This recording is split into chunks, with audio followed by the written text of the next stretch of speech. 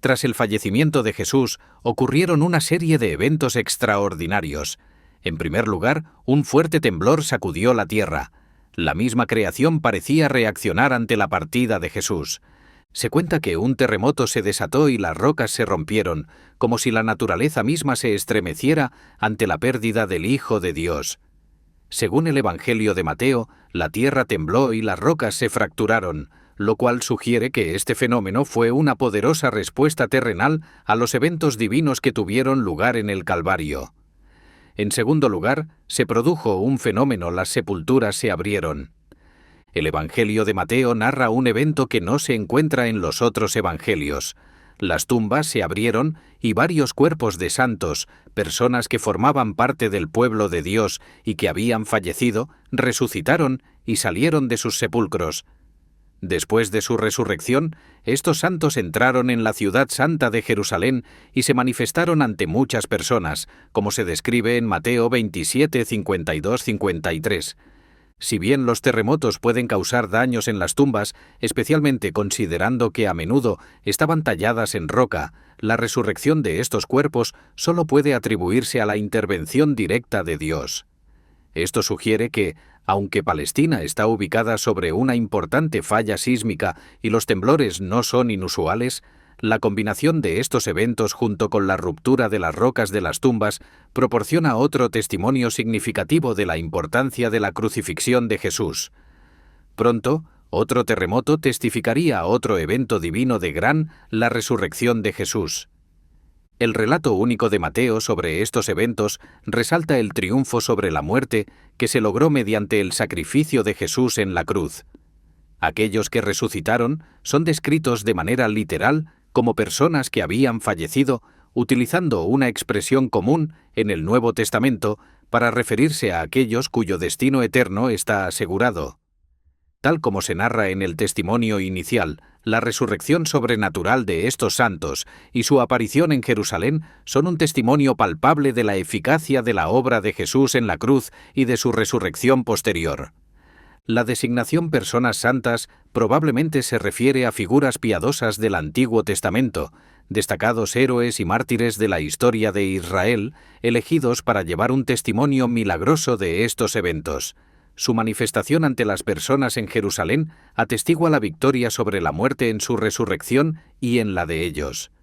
Esto anticipa la enseñanza de Pablo sobre Jesús como el primero en resucitar de entre los muertos, como se menciona en 1 Corintios 15, 20, 23, Cristo ha resucitado de entre los fallecidos y se ha convertido en el precursor, siendo el primero en resucitar con un cuerpo incorruptible e inmortal, prefigurando la resurrección de aquellos que han fallecido.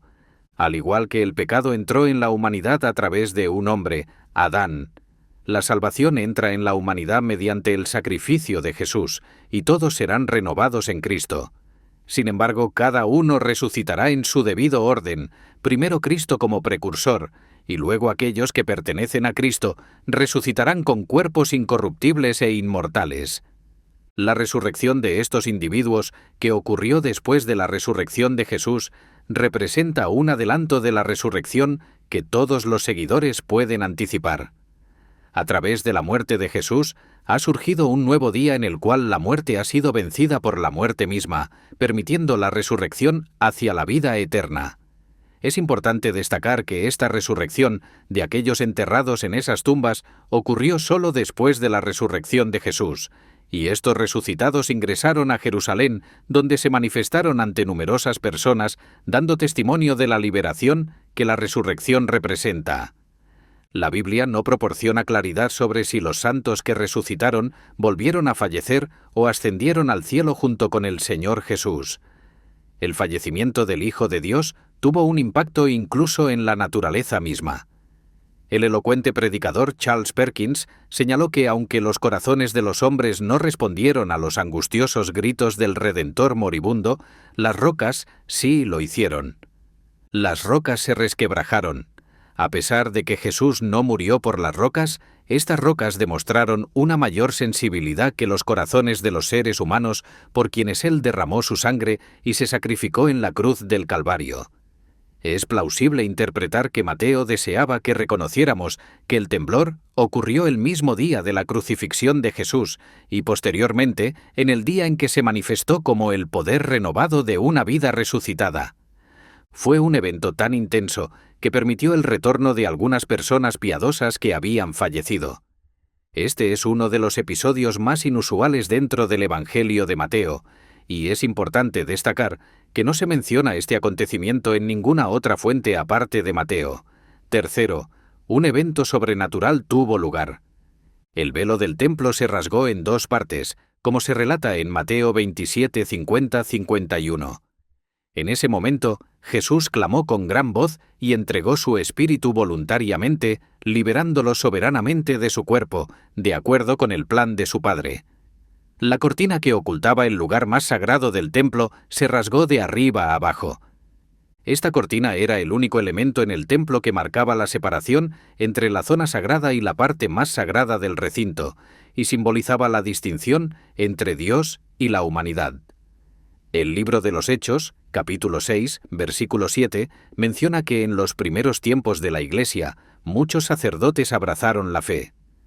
Es posible que este evento, con la cortina rasgada, haya transmitido a estos sacerdotes la magnitud de la obra de Jesús. También es factible que se haya convertido en un conocimiento compartido entre los creyentes. Según Hebreos 9:1, en el templo, un velo separaba el lugar santo de los santos, es decir, el área que representaba la presencia divina en la tierra, del resto del templo donde habitaban los hombres. Hoy en día, Cristo se presenta como nuestro sumo sacerdote supremo y como creyentes en su obra consumada, participamos en su excelso sacerdocio. A través de él, podemos acceder al lugar santísimo, como se menciona en Hebreos 10, 19, 20. Así que, hermanos, teniendo confianza para entrar en el lugar santísimo por la sangre de Jesucristo, por el camino nuevo y vivo que Él nos abrió a través del velo, es decir, de su carne. Esto significa que a través de la obra de Jesucristo tenemos acceso directo a la presencia de Dios. Cuando contemplamos esta escena, vemos una imagen simbólica de la carne de Jesús siendo separada por nosotros, de manera similar a cómo el velo se rasgó por nosotros. El libro de Hebreos ofrece una explicación profundamente reveladora sobre el significado detrás del rasgado del velo. El velo que siempre colgaba en el templo simbolizaba la constante recordación de que el pecado hacía a los seres humanos indignos de estar en la presencia de Dios. El hecho de que la ofrenda por el pecado se realizara solo una vez al año, además de los numerosos sacrificios diarios, ilustraba poderosamente la realidad de que los sacrificios de animales no podían expiar ni eliminar verdaderamente el pecado. Gracias a lo que Jesucristo logró en la cruz, los límites que solían separar a Dios de la humanidad han sido eliminados y ahora podemos acercarnos a Dios con confianza y valentía. Hebreos 4, 14, 16 señala que tenemos un gran sumo sacerdote en Jesús, quien traspasó los cielos y puede compadecerse de nuestras debilidades, ya que fue tentado en todo como nosotros, pero sin pecado. Por lo tanto, podemos acercarnos con confianza al trono de la gracia para recibir misericordia y encontrar gracia para ayudarnos en momentos oportunos.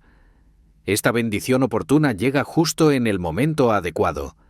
El cuerpo de Jesús fue dividido al igual que el velo, ambos simbolizando que ahora podemos acercarnos a Dios con audacia. Contamos con un sumo sacerdote que preside en los tribunales celestiales para asegurarse de que los creyentes tengan un acceso sin restricciones. En el momento de la muerte de Cristo, la densa cortina que separaba las dos principales áreas del templo se rasgó de arriba a abajo por una mano invisible. La muerte del Hijo de Dios también fue acompañada por fuertes temblores en la naturaleza, como si existiera una conexión emocional entre la creación inanimada y su Creador. Antes de continuar con este video, si te han inspirado las palabras que hemos compartido hasta ahora, te invitamos a bendecirnos con un me gusta y a suscribirte al canal para no perderte ninguno de nuestros futuros videos. Dicho esto, continuamos. En el cuarto acontecimiento, una oscuridad envolvió toda la tierra. Según Mateo 27, durante 3 Acha y 45 miners, desde la hora sexta al mediodía hasta la hora novena a las 3:00 p.m., La oscuridad se extendió sobre toda la tierra. De esta manera se cumplió la profecía de Amós, capítulo 8, versículo 9, que en aquel día, declara el Señor, haré que el sol se ponga al mediodía y oscureceré la tierra en pleno día. Las personas a menudo buscaban señales celestiales relacionadas con Cristo, y ahora tenían una, aunque esta señal implicaba la oscuridad que cubría sus ojos. La oscuridad persistió hasta la hora novena, alrededor de las 3:00 p.m., incluso cuando normalmente el sol brillaba intensamente debido a la luz de la luna llena. No pudo haber sido causada por un eclipse, ya que este fenómeno no puede ocurrir durante la fase de luna llena. La intervención divina inmediata no solo resultó en esta oscuridad, sino que también debemos recordar que en ese tiempo el conocimiento astronómico era limitado. Flavio Josefo también menciona un terremoto, lo que sincroniza su relato de manera cercana con la narrativa bíblica. La creación misma no podía sufrir daños después de haber sido creada por su propio creador, por lo que simbólicamente el sol, testigo de las acciones de los malvados, retiró sus rayos. La oscuridad que se desencadenó en este momento crucial podría tener varios significados. En la antigüedad, la oscuridad estaba relacionada con el duelo y se asociaba con la muerte de líderes destacados. Tanto los lectores gentiles como los judíos podían interpretar esta oscuridad como una señal cósmica que acompañaba la muerte de un rey. Además, la oscuridad era vista como un signo del juicio divino. En el quinto evento, el soldado encargado de supervisar la ejecución se dio cuenta de la inocencia de Jesús. El centurión y los soldados que custodiaban a Jesús observaron el terremoto y los sucesos que estaban ocurriendo. Llenos de temor y asombro, declararon verdaderamente: «Este era el Hijo de Dios». Mateo 27, 53, 54. La responsabilidad del centurión era garantizar una crucifixión sin problemas ni complicaciones. Por lo general, estaba al mando de un centenar de soldados durante la crucifixión, y era un soldado experimentado cuya valentía e inteligencia lo habían llevado a ocupar una posición de alta jerarquía militar. Era necesario que fuera imperturbable y eficiente en su papel, ya que estaba sujeto a las órdenes de sus superiores. La escena en la crucifixión de Jesús fue tan extraordinaria que incluso un centurión romano de corazón endurecido reconoció que Jesús era el Hijo de Dios. Esta conclusión implicaba que Jesús era inocente de los cargos en su contra. De hecho, Jesús estaba en la cruz precisamente por esa razón su inocencia. El centurión debe haber experimentado un torbellino emocional, ya que acababa de darse cuenta de que había supervisado la crucifixión de un hombre inocente. Estas no fueron palabras pronunciadas por un novato asustado, ni expresiones temblorosas de un recluta fácilmente influenciable. Más bien, estas palabras surgieron de un veterano experimentado, alguien que había sido testigo de innumerables agonías y muertes atroces, y estas palabras surgieron como resultado de los eventos relacionados con el arresto, el juicio y la crucifixión de Jesús, fusionados en un testimonio extremadamente convincente. En primer lugar, es importante destacar la respuesta de Jesús ante la injusticia que sufrió a manos de sus propios compatriotas durante su arresto y juicio. El centurión que supervisaba la crucifixión no era ajeno a las numerosas ejecuciones que había presenciado en el pasado. Podemos preguntarnos si la reacción de Jesús ante el tormento infligido por este centurión y sus hombres influyó en su declaración. Es apropiado considerar la dignidad con la que Jesús enfrentó a la turba enardecida que exigía la liberación de Barrabás.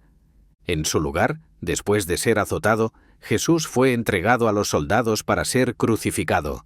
Sin embargo, su preocupación no estaba centrada en su propia liberación, sino en el perdón.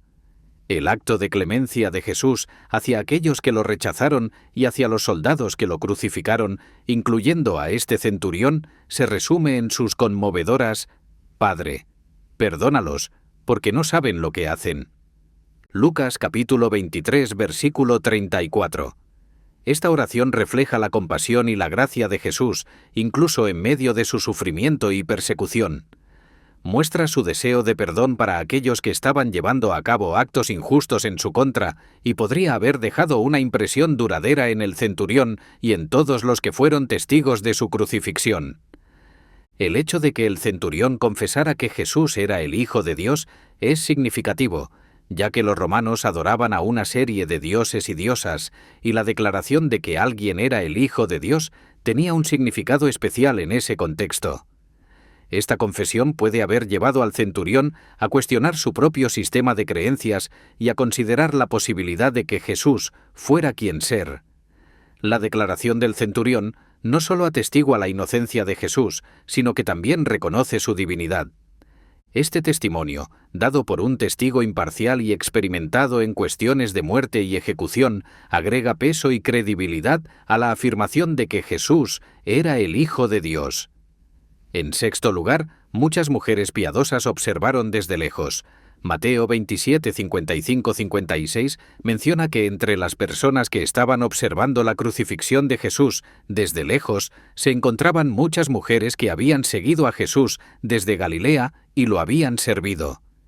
Entre ellas se mencionan a María Magdalena, María, la madre de Jacobo y José, y la madre de los hijos de Zebedeo. Estas mujeres habían estado junto a Jesús durante su ministerio terrenal y lo habían seguido de cerca. Ahora, en su momento de sufrimiento y muerte en la cruz, no lo abandonaron. Su lealtad y amor por Jesús las llevaron a permanecer cerca de él, aunque estaban impotentes para detener su sufrimiento. Este testimonio de las mujeres piadosas destaca el importante papel que las mujeres desempeñaron en el ministerio de Jesús y en su vida. A menudo se las pasaba por alto en la sociedad de su época, pero su presencia y fidelidad en la crucifixión de Jesús son recordatorios poderosos de su compromiso con él y su mensaje. Estas mujeres no solo eran testigos de la crucifixión, sino que también fueron las primeras en presenciar la resurrección de Jesús, como se relata en los Evangelios.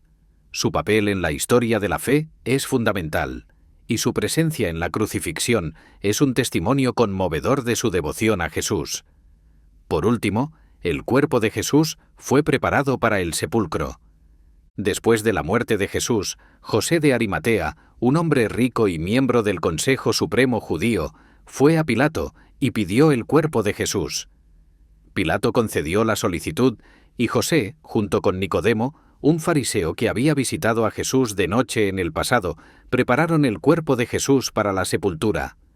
Envolvieron el cuerpo de Jesús en un lienzo limpio y lo colocaron en un sepulcro nuevo que José había excavado en la roca. Este sepulcro estaba cerca del lugar de la crucifixión y lo sellaron con una gran piedra y lo custodiaron para evitar cualquier interferencia. Este acto de preparar el cuerpo de Jesús para la sepultura fue un acto de amor y reverencia hacia él.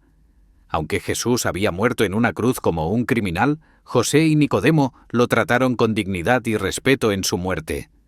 Además, este acto de amor y cuidado anticipó la esperanza de la resurrección, aunque los discípulos aún no lo entendieran completamente. La sepultura de Jesús en un sepulcro nuevo también cumplió con las Escrituras, ya que Isaías, capítulo 53, versículo 9, profetizó que el Mesías sería sepultado con los ricos en su muerte. Aunque Jesús no tenía una tumba propia, su cuerpo fue colocado en la tumba de José de Arimatea, un hombre rico, lo que cumplió esta profecía. La sepultura de Jesús marcó el final de su vida terrenal y preparó el escenario para su gloriosa resurrección al tercer día. En resumen, después de la muerte de Jesús en la cruz, ocurrieron una serie de eventos sobrenaturales y significativos que conmovieron a la tierra y a las personas que fueron testigos de ellos. Estos eventos incluyeron un fuerte terremoto, la apertura de tumbas y la resurrección de santos, el rasgado del velo del templo, la oscuridad que cubrió la tierra, la confesión del centurión sobre Jesús como el Hijo de Dios. Cada uno de estos eventos tiene su propio significado y contribuye a la comprensión de la importancia de la crucifixión de Jesús y su impacto en la historia de la redención. Gracias por ver este video y explorar estos eventos sobrenaturales que siguieron a la muerte de Jesús en la cruz.